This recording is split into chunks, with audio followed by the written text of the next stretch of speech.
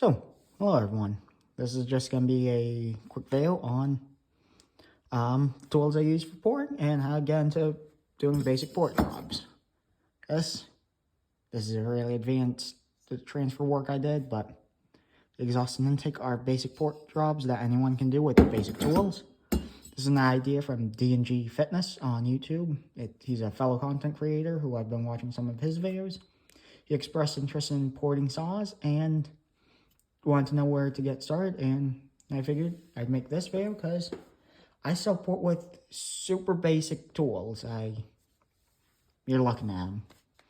Got a Dremel. For me, I just use this Milwaukee M12, just rotary tool, brushless.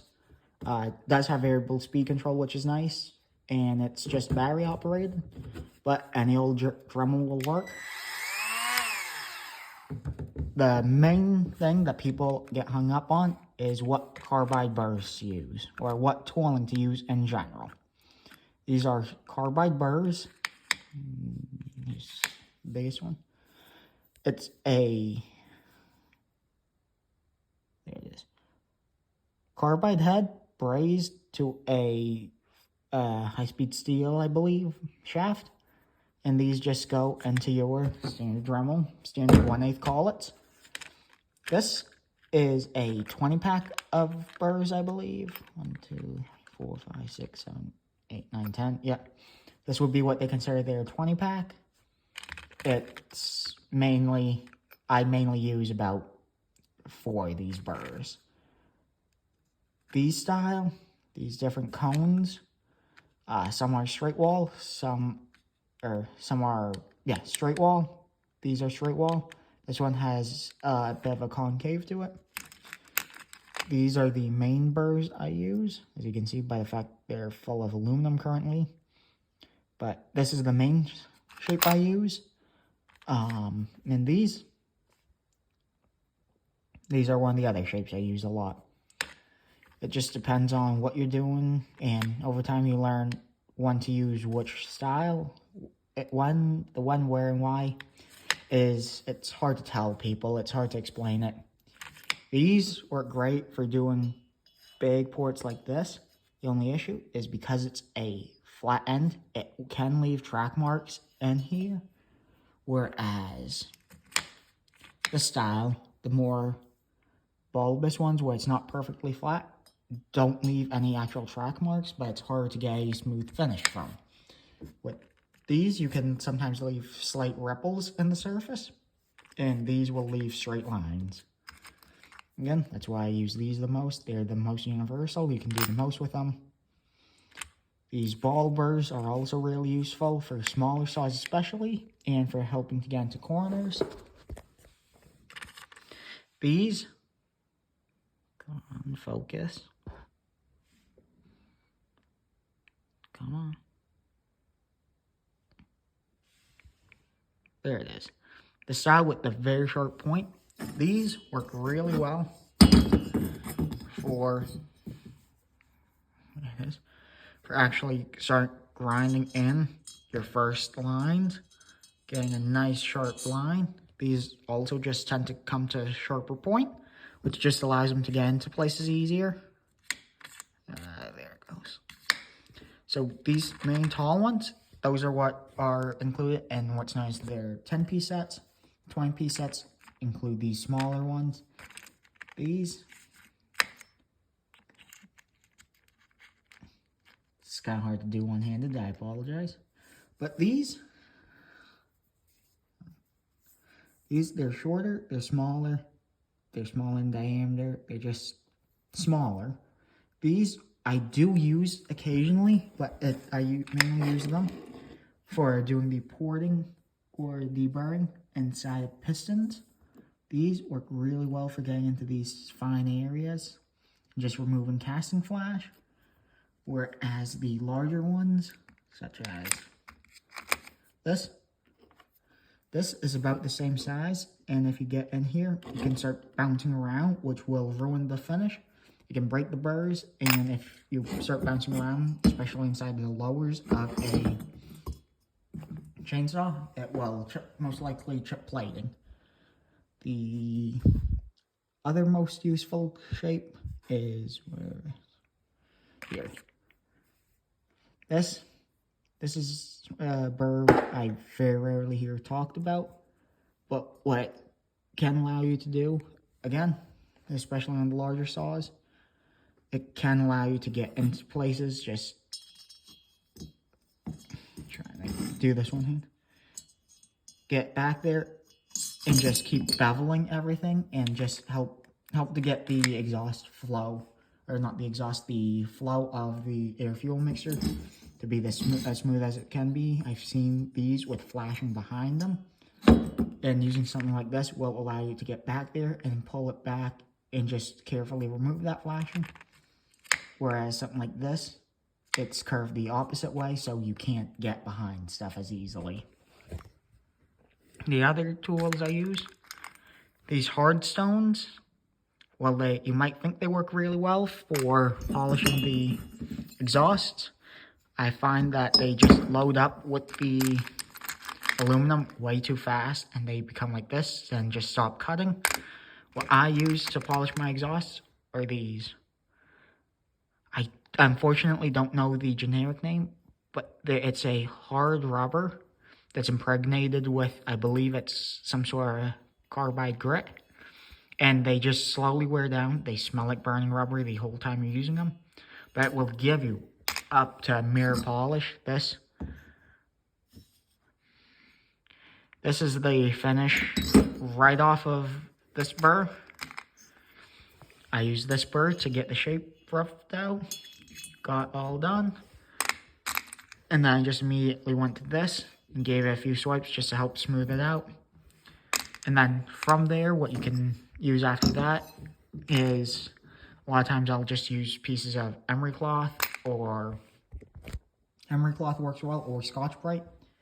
You take a old file or something and you slot it. I don't have one with me. I broke the last one, just have needed to make a new one. You slot it down the middle and you slide a strip of sandpaper or emery cloth, or the best I found is Scotch-Brite. And then you use that to polish these up to an actual mirror shine.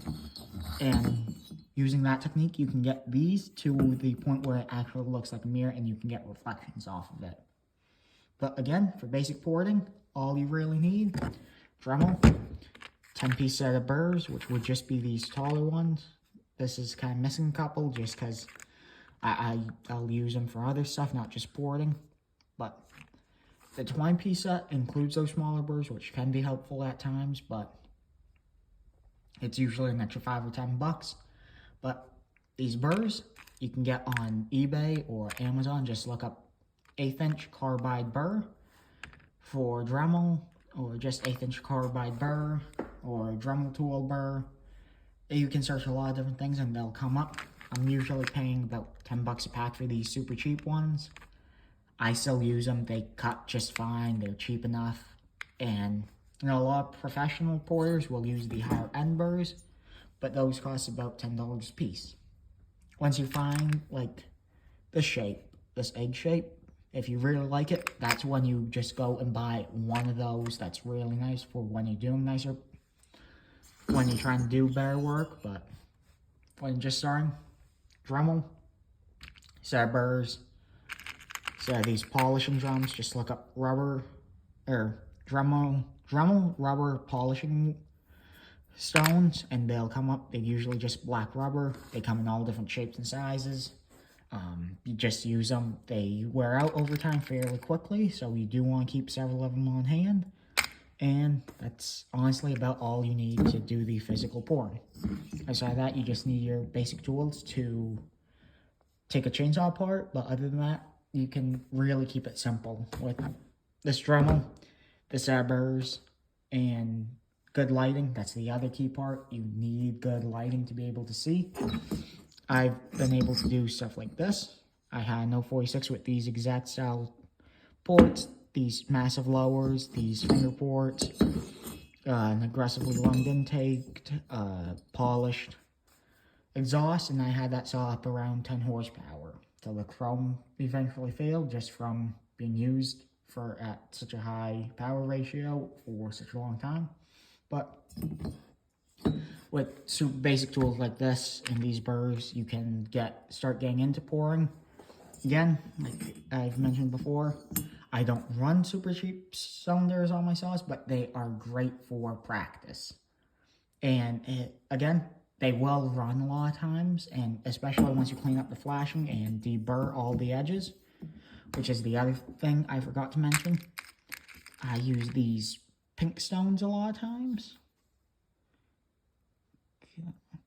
These ball pink stones and these. These are just diamond tip engravers a lot is what they're usually called, and you just follow along all the edges and break the edge and put what's known as chamfer on it, just so that the rings or the piston itself doesn't get cut by the aluminum. After pouring, it can leave a razor sharp edge. You should be able to do this with your finger along everything and not get cut and not feel any sharp edges. Again, these are what everyone uses. They work well. They last fairly long as you get decent ones. But again, I use the super cheap ones off eBay where it's like 10 bucks for 50 of them. And they work fine. They just wear out a little faster. These pink stones I also use sometimes. It depends on the platings. A lot of times with the cheaper platings, these actual abrasive stones can chip the plating, where these, because it's a much finer grit and it's much easier on the plating, they won't chip out as much. But again, this Dremel, I believe it's like maybe 150, 200 bucks with a couple batteries. This set of burrs, for the 10-piece set of burrs, it's usually about $10. So right there, you have about 160 bucks. For a whole bunch of these, it's another 10 bucks. And you're 170. For the little, that's a cutter. Where is it? For these diamond coated burrs for chamfering, it's another 10 bucks for a big set of them.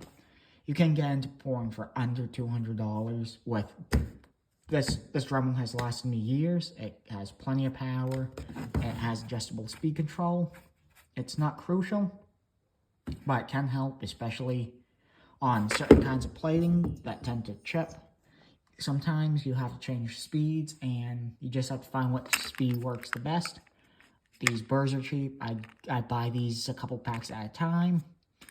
And then again, everything about this, I got into pouring for less than 200 bucks, and I really got into it for free because these are all tools a lot of us have lying around anyways. But thank you again to D&G Fitness for suggesting the video idea, and I hope this helps you. Again, if you guys have any questions, comments, concerns, please leave them in the comments. I'll happily make videos on just about any topic to help teach you guys. I don't have many secrets when it comes to saw pouring. There's a few I keep, but they're not really secrets. It's just stuff I don't like showing because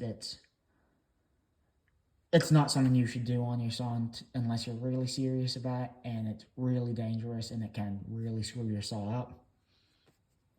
I've only done it a couple of times, and it doesn't do much for power, but when you're chasing for the last 2-3% power for competition saws, it can make a difference. But again, that's the only reason I don't show that sort of stuff, is because I don't find there's a need for it, and I don't find people are interested in it.